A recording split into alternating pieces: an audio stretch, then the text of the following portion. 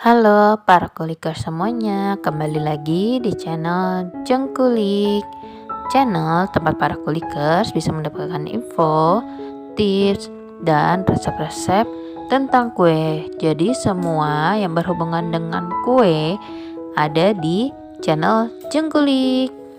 Para kulikers, kita sudah memasuki di minggu terakhir bulan puasa ya kulikers, nggak berasa banget. Sebentar lagi sudah mau hari raya Idul Fitri. Gimana nih kulikers, puasanya masih tetap semangat kan ya?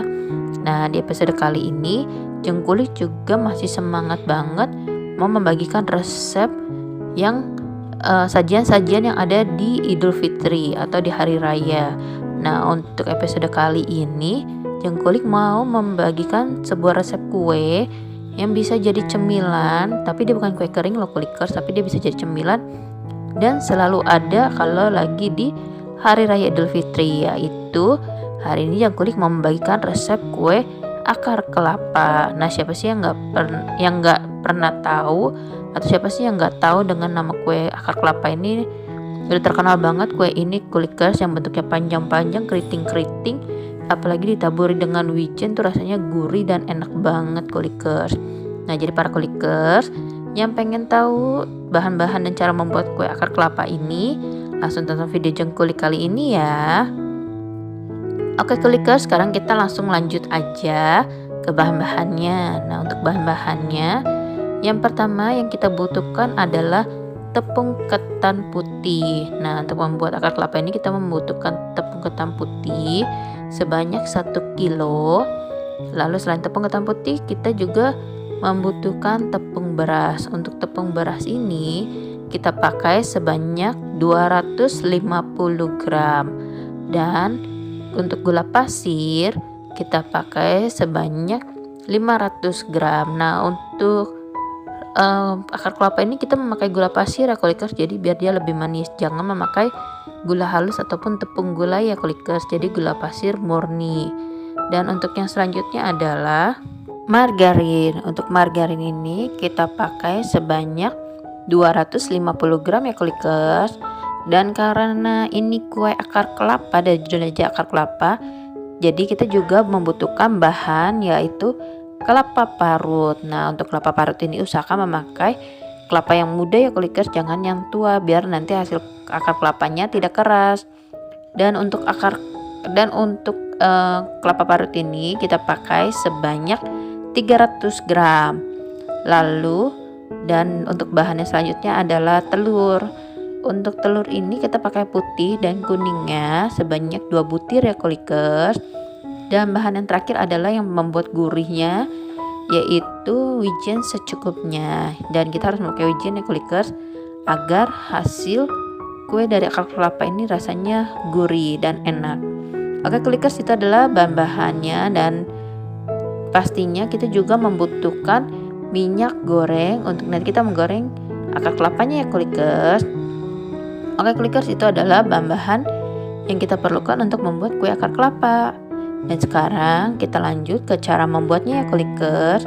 Nah, untuk cara membuatnya yang pertama adalah kita siapkan wadah, lalu kita masukkan telur, gula pasir, dan mentega. Lalu kita kocok dengan mixer dengan kecepatan sedang selama 5 menit saja ya kulikers, sampai semuanya sudah tercampur rata. Lalu setelah itu kita masukkan tepung beras, tepung ketan, dan kelapa parutnya.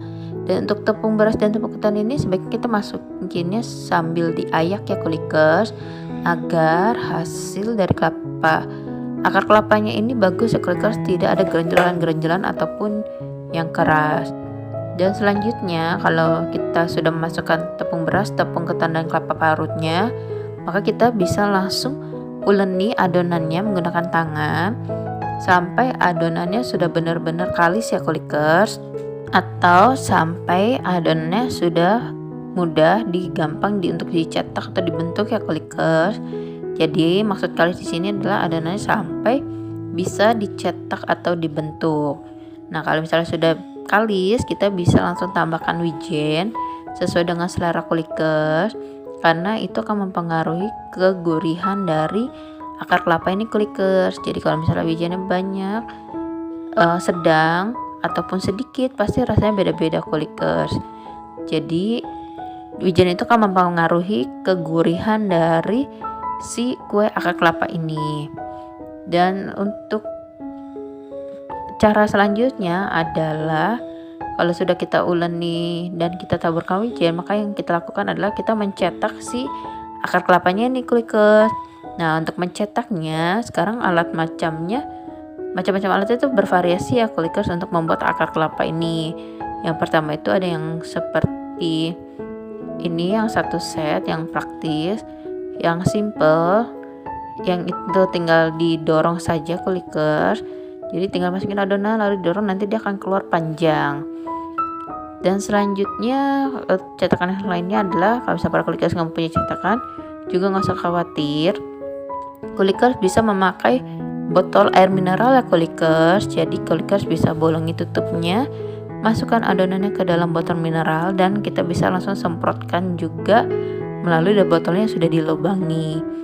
Ataupun para Kulikers kalau misalnya ingin membuat kue akar kelapa yang cepat, Kulikers bisa memakai alat yang seperti ini Kulikers. Nih, alatnya itu sudah tradisional banget, sudah versi tradisional karena dia masih memakai kayu, bahannya kayu, tapi untuk lubang-lubang cetakannya itu lumayan banyak ya Kulikers. Jadi sekali membuat itu hasilnya bisa banyak.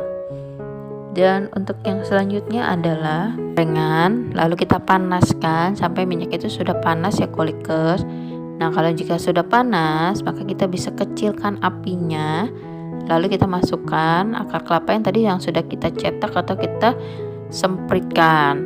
Nah, kita langsung goreng saja akar kelapanya sampai warna coklat keemasan. Jadi kalau misalnya warnanya sudah coklat keemasan, berarti akar kelapanya sudah matang ya Kulikers. Tapi kalau misalnya warnanya masih kuning-kuning gitu, berarti artinya kurang renyah atau kurang garing ataupun belum matang ya Kulikers. Dan jika sudah warna coklat keemasan, maka kita bisa angkat dan kita tiriskan agar lebih kering ya Kulikers kue akar kelapanya, sambil kita juga harus menunggu sampai tidak panas lagi untuk kita masukkan ke dalam toples. Karena kalau panas-panas masukin ke dalam toples, yang ada nanti akan membuat si kue akar kelapa ini malah jadi lembek Kulikers, karena ada uap di dalam toples pada saat kita masukin panas-panas. Jadi kalau kita masukin dingin-dingin itu udah tidak ada uap-uap dari panas lagi ya Kulikers.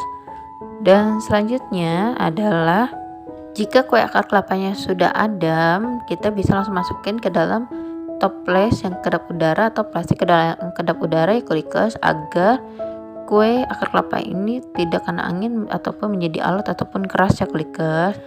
Oke Kulikers, itu adalah bahan dan cara membuat kue akar kelapa. Nah, untuk para Kulikers, semoga video kali ini bisa membantu dan bisa bermanfaat untuk para Kulikers ya. Terima kasih juga kepada para Kulikers yang sudah menonton video Jengkulik kali ini. Dan untuk para Kulikers yang belum subscribe channel Jengkulik, bisa langsung subscribe, like, komen, dan share juga boleh channel Jengkulik ke teman, ke saudara, ataupun ke kerabat para Kulikers.